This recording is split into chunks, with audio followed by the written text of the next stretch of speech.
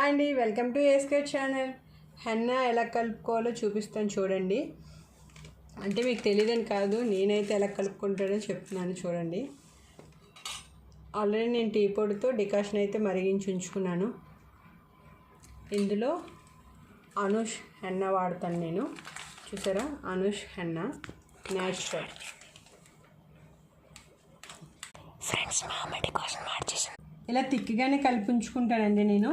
ఇది మార్నింగ్ చూపిస్తాను మీకు. నైట్ ఇలా మిక్స్ చేసి పెట్టుకున్నాను కదండి. ఇది ఇప్పుడు ఇందులో కొంచెం పెరుగు, నిమ్మకాయ పీస్ ఒకటి,